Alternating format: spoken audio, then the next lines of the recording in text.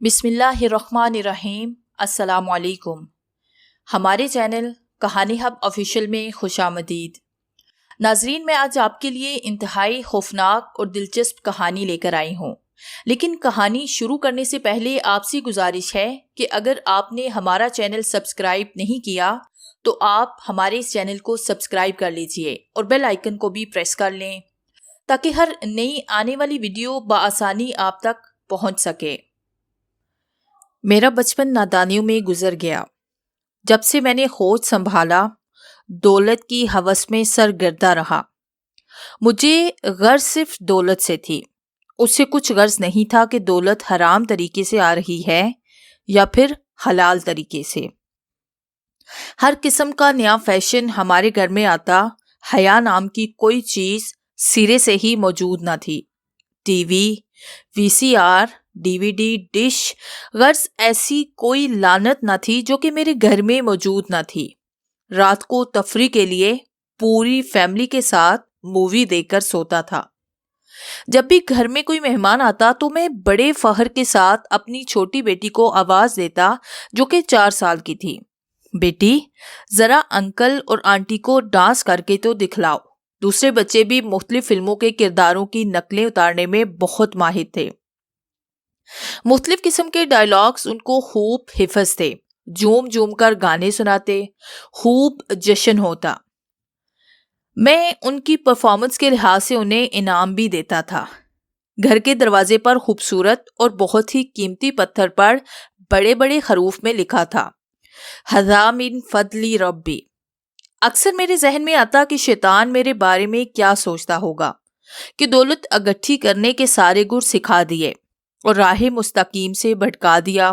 कोई मेरे कारोबार के बारे में पूछता तो मैं कह देता कि अल्लाह का बड़ा फजल है।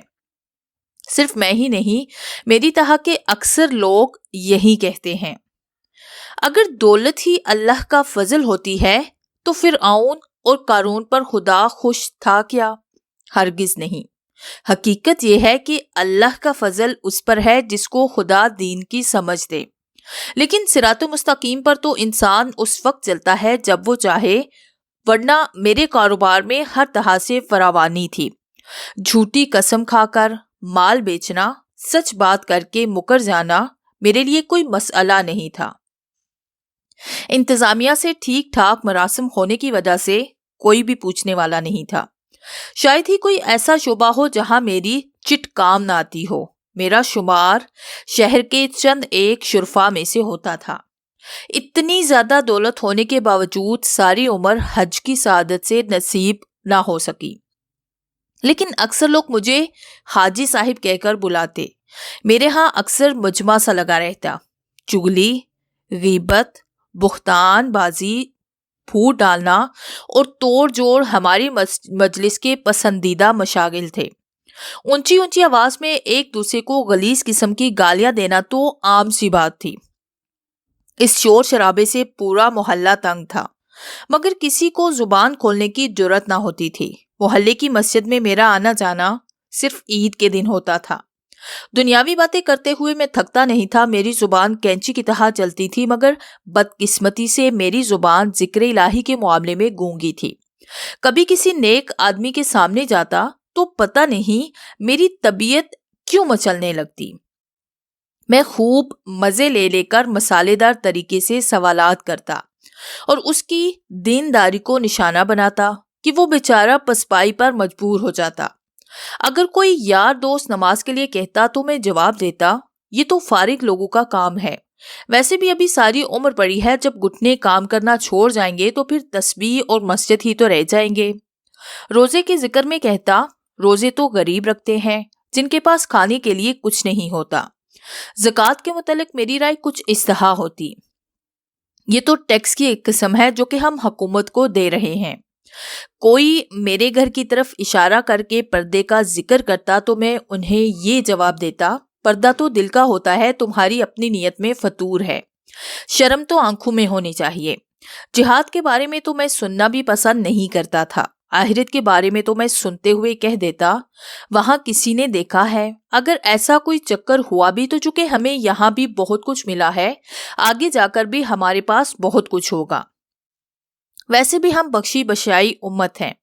ان باتوں کو چھوڑو، جس طرح بن پڑے عیاشی کے ساتھ دن گزارو. بہرحال وقت گزرتا چلا گیا. لاپرواہی عروج پر تھی. ایک دن مجھے محسوس ہوا جیسے میرا وجود ساتھ چھوڑ رہا ہے. اچانک ایسی حالت ہو گئی کہ مجھے پانی مانگنے کے لیے پوری قوت صرف کرنا پڑی. میں اگلے ہی لمحے ہاسپٹل میں تھا. ڈاکٹروں اور نرسوں کی ایک پوری فوج میرے گرد موجود تھی. میرے کانوں میں آواز پڑی، دل کا شدید دورہ ہے، بہت مشکل ہے، دعا کیجیے. یہ سنتے ہی مجھ پر کیا بیتی یہ میں ہی جانتا ہوں. یا میرے خدا، اس وقت میری سمجھ میں آیا کہ میں کتنی بکواس کیا کرتا تھا جب میں کہا کرتا تھا کہ موسیقی تو روح کی غذا ہے اور گانے بجنے سے روح کو سکون ملتا ہے. آج تو مجھے اس سکون کی سخت ضرورت تھی. آج میرا دل گانا سننے کو کیوں نہیں چاہ رہا تھا. پھر مجھے ہاسپٹل کے کمرے میں لا کر لٹا دیا گیا. میں بستر مرگ پر پڑا چھت کو گو رہا تھا. حیرانی کی بات ہے کہ اس وقت چھت پر ایک بہت بڑی اسکرین تھی اور اس پر میری زندگی کی گناونی فلم چل رہی تھی. اس میں بڑے سے بڑے اور چھوٹے سے چھوٹے گناہ بڑے صاف طریقے سے نظر آ رہے تھے. کیسی عجیب فلم تھی وہ. میں گناہ کرتا تو دروازہ بند کر لیتا تاکہ کوئی دیکھ نہ لے، لیکن افسوس کہ یہ نہ سوچا تھا کہ ایک ذات میری ہر حرکت کو دیکھ رہی ہے. میری بدبختی کہ مجھے تو فرش والوں سے شرم آتی رہی تھی مگر عرش والے سے مجھے ذرا بھی شرم نہ آتی. کتنا بے شرم تھا میں. اس وقت مجھے احساس ہوا کہ اے بدبخت انسان، اللہ کی ذات کس قدر صابر ہے کہ تیری مسلسل بدعمالیوں اور سیاہ کاریوں پر اس نے کس قدر صبر کیا، اور تو کیسا ظالم ہے کہ اس کی طرف سے اتنی مہلت ہونے کے باوجود تو اپنی جان پر پے در پے ظلم کرتا رہا. میں اپنی اس بھیانک فلم میں الجھا ہوا تھا کہ مجھے محسوس ہوا کہ میرے گرد لا الہ الا اللہ کا ورد ہو رہا ہے. ایک عورت کی خفیف سی آواز میرے کانوں میں پڑی. لگتا ہے آنکھیں پتھرا گئی ہیں. پھر کلمے کے ورد میں تیزی آ گئی. حیرت ہے کہ جب میں گانے سنتا تو ساتھ ساتھ میری زبان بھی حرکت کرتی تھی، ساتھ ہی ساتھ میں بھی گنگناتا تھا. مگر آج میرے چاروں طرف ایک ہی جملے کا ورد ہو رہا تھا، مگر میری بڑی کوشش کے باوجود بھی ایک لفظ تک میری زبان سے جاری نہیں ہو پا رہا تھا. اچانک مجھے محسوس ہوا کہ جیسے میرے جسم کو چلتی ہوئی آری کے سامنے ڈال دیا گیا ہو، جیسے مجھے ڈھلتی ہوئی دیگ میں ڈال دیا گیا ہو، جیسے میرے جسم کو تلوار سے ہزاروں ٹکڑے کر دیے گئے ہوں، جیسے زندہ بکری کی کھال اتاری جا رہی ہو، جیسے بیلنے میں گنے کے ساتھ مجھے بھی ڈال دیا گیا ہو، جیسے ریل کی پٹری پر میرا سر رکھ کر اوپر سے ٹرین گزار دی جائے، جیسے زندہ چڑیا کو سیخ پر بھونا جا رہا ہو، جیسے میرے جسم کے ہر حصے پر ڈرل مشین سے سوراخ کیے جا رہے ہوں، جیسے ایک زبردست ہاردار ٹہنی کو میرے جسم میں داخل کر کے یکدم باہر کھینچا جائے. میں بہت چلایا، بہت واویلا مچایا، خدا کا واسطہ دیا کہ مجھے چھوڑ دو، ایک بار مہلت دے دو، میں بہت نیک ہو جاؤں گا، کبھی گناہ کے قریب بھی نہ بھٹکوں گا. مجھے بڑی تکلیف ہو رہی ہے، ہائے میں مر گیا، میرے اللہ، ہائے میری ماں، دیکھ میں کس قدر اذیت میں ہوں، کاش میں مٹی میں ہوتا. کہاں گئے میرے کارندے، کہاں گئی میری سفارشیں، کہاں گئی میری پرچیاں. اور پھر اچانک ملک الموت کی دہشت ناک آواز میرے کانوں میں پڑی. مجھے لگا جیسے اس آواز سے میرے کانوں کے پردے پھٹ جائیں گے. آواز سنائی دی، نکل اے خبیث آتما اپنے خبیث جسم سے، آج تو قابل مذمت ہے. کھولتے پانی، پیپ، زکوم اور تہا تہا کے عذابوں کی تجھے خوشخبری ہو. او میرے خدایا، کیا ہر بدکار کی ایسے ہی روح نکلتی ہے؟ میرا سارا بدن تار تار ہو گیا. پہلے میرے پاؤں ٹھنڈے، پھر پنڈیاں، اور آہستہ آہستہ میرا پورا جسم ٹھنڈا پڑ گیا اور میں مر گیا. میری آتما سرگردہ رہی. میرے مرنے کے بعد جامع مسجد کے بڑے بڑے اسپیکروں سے میرے جنازے کا اعلان ہو رہا تھا. وہ مسجد جس کے بارے میں پہلے ہی بتا چکا ہوں کہ میں اب تک کی زندگی میں صرف چند مرتبہ ہی مسجد میں جا سکا تھا، مگر نہ جانے کیوں آج لمبے چوڑے القابات کے ساتھ میرے جنازے کا بار بار اعلان ہو رہا تھا. ہر بار مجھے حاجی صاحب کہہ کر پکارا جا رہا تھا۔ زندگی میں جب کسی جنازے کا اعلان سنتا تو ہنستے ہوئے کہتا، لو جی آج ایک اور کا پتہ کٹ گیا۔ لیکن یہ بات میرے وہم و گمان میں بھی نہیں تھی کہ ایک روز میرا خود کا بھی پتہ کٹے گا، یعنی میرے جنازے کا بھی اعلان ہوگا۔ میری روح بے چینی کے عالم میں یکٹک دیکھے جا رہی تھی۔ میری آنکھیں بند کر دی گئی، میرے جبرو کو باندھ دیا گیا۔ میری بدقسمتی کہ روتے روتے کچھ نے ماتم شروع کر دیا، کچھ نے بال نوچنا شروع کر دیے۔ اسی دوران عصر کی اذان ہوئی، گھر میں عورتوں کا ہجوم، باہر مردوں کا ہجوم، لیکن شاید ہی کسی نے نماز پڑھی ہو۔ میں چیخ چیخ کر کہہ رہا تھا کہ غافلو، میں تو اپنے انجام کو پہنچ گیا ہوں، تم اپنی فکر کرو، نماز کا وقت جا رہا ہے۔ مگر اتنے شور شرابے میں میری کون سن رہا تھا؟ میری لاش کے گرد میرے گھر والوں اور رشتہ داروں کا ہجوم تھا۔ میرا ایک ہاتھ چھوٹی بیٹی نے اور دوسرا بری نے اپنے گالوں پر لگا رکھا تھا۔ پاؤں کو میرے بیٹوں نے اپنے ہاتھوں سے جکڑا ہوا تھا۔ میری ماں میرے چہرے پر بار بار ہاتھ پھیر رہی تھی۔ آخری بار میری ماں نے میرے ماتھے کو چوما، پھر ایک دم گہما گہمی سی ہو گئی۔ ہر طرف ایک کوہرام سا مچ گیا، کوئی کفن خریدنے کا کہہ رہا ہے، تو کوئی قبر کھودنے کا، تو کوئی لائٹ کا بندوبست کرنے اور کوئی غسل دینے والے کو بلانے کے لیے جا رہا ہے۔ تھوڑی دیر کے بعد مجھے تحتہ میت پر لٹا کر غسل دینا شروع کر دیا گیا۔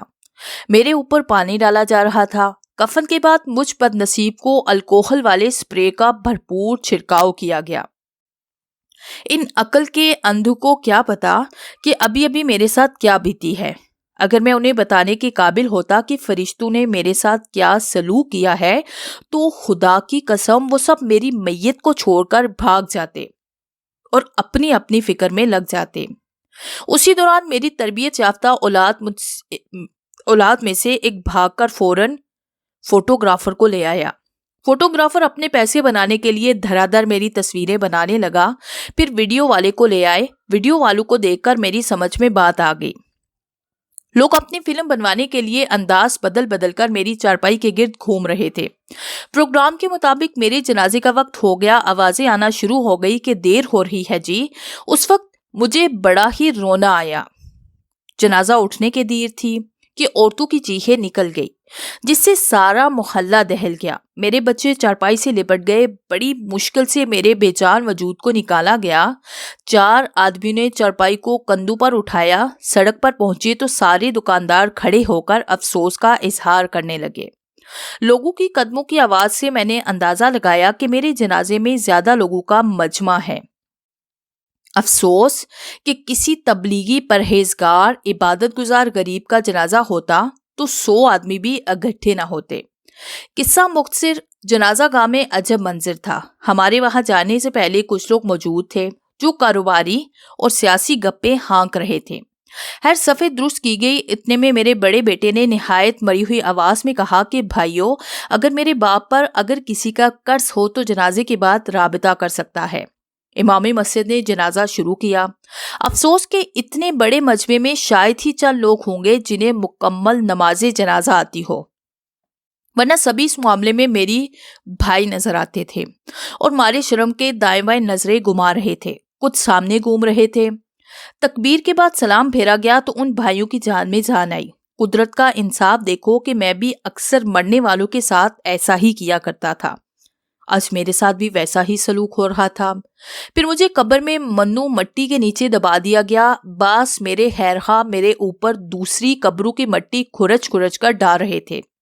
اس طرح مجھے منو مٹی کے نیچے دبا دیا گیا۔ سارے لوگ اپنے اپنے گھروں کو چلے گئے۔ میں جوتیوں کی آواز سن رہا تھا۔ میں سمجھا کہ جتنی سزا مجھے ملنی تھی وہ تو مل چکی، اب یہاں آرام سے پڑا رہوں گا۔ مگر مجھے کیا معلوم تھا کہ اب میرا واسطہ ایک مستقل عذاب سے پڑنے والا ہے، ایک ایسا دردناک عذاب کہ دشمن کو اس کی ہوا بھی نہ لگے۔ میری قبر کے باہر گلاب کی زبردست خوشبو اور گیلی مٹی کی ایک زبردست مہک تھی، لیکن اندر میرا جی گھبرانے لگا۔ اتنا سخت اندھیرا اور میں بالکل تنہا تھا۔ قبر نے عجیب طریقے سے میرے ساتھ شکوہ کیا، اے غافل انسان، تو دنیا میں مگن تھا مگر کوئی ایسا دن نہیں گزرا کہ جس دن میں نے تجھے آواز نہ دی ہو۔ کہ میں وحشت کا گھر ہوں، میں دہشت کا گھر ہوں، میں تنہائی کا گھر ہوں، میں خاک کا گھر ہوں۔ جتنے لوگ میری پشت پر چلتے تھے میرے نزدیک ان میں سے سب سے زیادہ تو قابل نفرت تھا۔ اب میں تجھ پر خاوی کر دی گئی ہوں، تو دیکھے گا میں تیرے ساتھ کیسا برا سلوک کرتی ہوں۔ آنن فانن سیاہ رنگ کے دو فرشتے قبر کی دیواروں کو چیرتے ہوئے اندر آ گئے۔ نہ پوچھو اس وقت میری کیا حالت تھی، میں تھر تھر کانپ رہا تھا۔ وہ آتے ہی انتہائی غضبناک لہجے میں بولے، اور جس بولی میں وہ بولے اسے میں سمجھ نہ سکا۔ انہوں نے غضبناک طریقے سے مجھے گھورا، پھر بولے، تیرا رب کون ہے؟ مجھے نہیں معلوم، میں نہیں جانتا، میں نے جواب دیا۔ اس کے بعد انہوں نے مزید سختی سے سوال کیا، تمہارا دین کیا ہے؟ دوبارہ میں نے انکار کیا تو وہ انتہائی سخت، گرجدار اور پھٹی آواز میں بولے، تو اس برحق آدمی کے بارے میں کیا کہا کرتا تھا؟ قسمت کھوٹی، اس بار بھی میں نے انکار کیا۔ زندگی میں فلمی ستاروں کے بارے میں تو بڑے وثوق سے جانتا تھا، لیکن ہمیشہ کملی والے کے ذکر سے دور رہتا تھا۔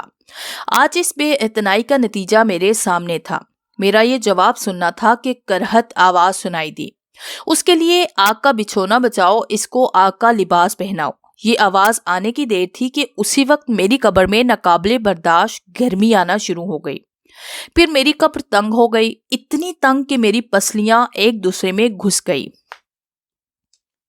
ایک فرشتہ میری قبر میں مسلط کر دیا گیا، جس کے ہاتھ میں لوہے کا گرز تھا۔ اس نے اس گرز سے مجھے مارنا شروع کر دیا۔